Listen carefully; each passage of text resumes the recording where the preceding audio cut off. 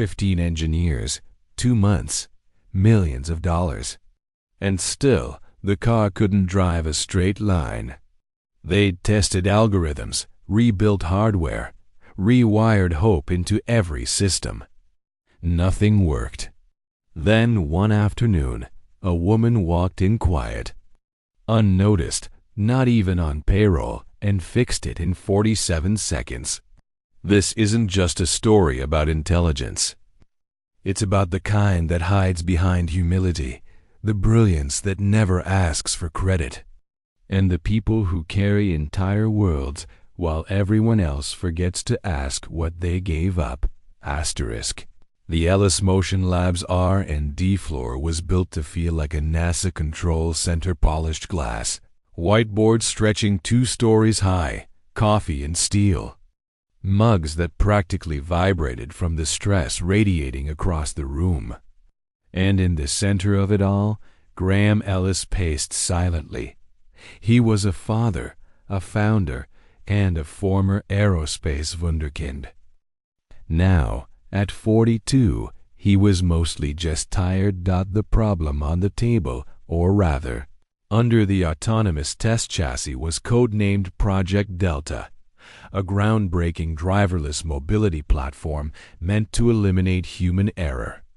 Except it kept drifting.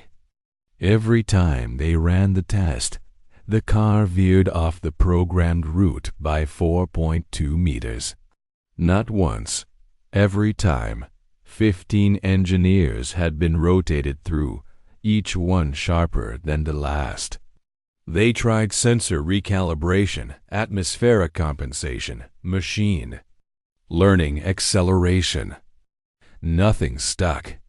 Every failure was another headline waiting to happen, another funding deadline tightening its grip around Graham's neck. And then, during one of those soul-grinding Friday debriefs, the team shuffled into the war room beaten, over-caffeinated, and underslept. Graham leaned over a tablet displaying the latest telemetry, barely hearing the door creak open behind him. He didn't look up. Not at first. But the voice that broke through wasn't one of his engineers. "I think I know what's wrong." He turned, surprised. Standing near the edge of the room, holding Lila's lunchbox in one hand, was Sophie Tran, Lila's part-time Nanny. Petite, calm-eyed, dressed in jeans and a simple sweater, she looked every bit like someone who belonged in a kitchen, not an AI lab. "Excuse me?" said the lead systems analyst, blinking. Sophie stepped forward slowly. "You're interpreting 2 identical signal frequencies from overlapping sources. Your car doesn't know which command to trust, so it splits, just enough to slide off trajectory." Everyone stared, then laughed. But Graham didn't. He looked at the screen, looked back at her. And then he asked, "Can you show me?" She did. In less than a minute, she rerouted the feedback loop on the interface console, flagged the redundant sensor calls, and corrected the merge logic in the diagnostic firmware. The next test? The car drove like it was reading the road's mind. And in that moment, the lab went silent, not from disbelief, but from the unsettling realization that they'd just been outmatched by someone who didn't even have a badge. Sophie just smiled and said, "It was obvious once I saw how the telemetry aligned." She handed Lila her lunch, told Graham she'd be back by 5:30, and left as quietly as she'd entered. The lab was still buzzing 2 hours later. Engineers crowded the playback screens, pausing and replaying the exact moment the car corrected its path frame by frame, signal by signal. Nobody said it aloud, but the subtext was thick in the air. She solved it. The outsider solved it. Graham Ellis didn't go home that night. Instead, he sat at his desk long after the lights dimmed, reviewing Sophie Tran's temporary login credentials, which he had quietly authorized. She had left no profile in their system, no education log, no LinkedIn brag page, nothing but her code. It was clean, elegant, impossibly fast. The next morning, curiosity turned into necessity. He waited until Lila's Saturday dance practice wrapped and invited Sophie to stay for coffee. She accepted, gently brushing pastry crumbs off her lap. As they sat in the break room, "You're not just a nanny," Graham said finally, folding his hands. "No," Sophie replied softly. "But I am that too." He tilted his head, waiting. "I have degrees in aerospace engineering and computational robotics," she said, voice level. "Top of my class at Stanford. I used to design pattern recognition systems for adaptive drones." He blinked. "Why, aren't you doing that now?" Sophie looked down at her coffee, then out the window where Lila was dancing across the parking lot with her pink backpack bouncing behind her. "My younger brother has epilepsy," she said. "He's 14. We lost our mom last year. I became his full-time guardian. He needs someone who's home, who can cook, get him to school, help with his meds. So I left the lab. Took a job that lets me be present." "But your mind still runs," Graham said quietly. "It always does," she whispered. "But some things are bigger than ambition." That moment broke something in him. Not out of pity, but out of recognition. He'd spent years worshiping at the altar of innovation, pouring everything into machines and strategy while watching his daughter fall asleep in back seats and eat dinners in boardrooms. But Sophie? She'd walked away from the same world for love, for someone who needed her more than the world needed her resume, and she had done it without bitterness, without needing applause. "Would you ever consult?" he asked cautiously. "Flexible hours, remote access, just to help guide the next phase." She shook her head. "Thank you, but I can't risk Miles being alone." Then, after a pause, she added, maybe part-time, on weekends, after bedtime." He smiled. "That's more than we deserve." The following Monday, Sophie Tran's name appeared quietly on the Ellis Motion Labs internal system, not as an employee, but as a project advisor. No bio, no title. Just a placeholder in the system that unlocked access to Project Deltas. Logs.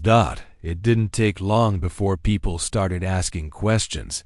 The engineers, at first skeptical, began noticing something strange. Every time Sophie left behind notes in the codebase or on the shared interface logs, the team's productivity surged. She didn't demand credit. She didn't walk the floor. But her fingerprints were everywhere. Rewired error logic, adjusted latency timing, predictive optimization and response buffers. And with each tweak she made remotely during evenings. When the lab had gone dark, the car drove better. What the engineers had failed to do in 8 weeks, Sophie had improved in 4 days. At first, there was grumbling. "She's not even certified on the hardware," someone muttered, but that died down quickly when the team's first fully functional test run finished 98.7% accurate across all urban scenarios. She'd done something even their highest paid architect couldn't pull off. She'd listened to the system, not fought it. Meanwhile, Graham quietly began meeting with her during late evenings. At first, it was strictly tech. But soon, the conversations drifted toward parenting, grief, dreams deferred, Graham began to realize Sophie wasn't just helping the project, she was healing the soul of the team, and maybe even his. One night, as they walked the lab floor after hours, Sophie stopped in front of the test vehicle. Her reflection flickered in the polished surface of the hood. "You know," she said, "I think people assume stepping back means failure. That leaving a job or pausing a career means you couldn't handle it. But that's wrong. Sometimes it's the hardest, strongest, most clear-eyed thing you can do." Graham stood beside her. "You didn't leave because you couldn't lead," he said. "You left because you loved." She didn't answer. She didn't need to. Her actions had already spoken volumes. For weeks, Sophie Tran's brilliance remained their secret weapon. Project Delta advanced faster than anyone had anticipated.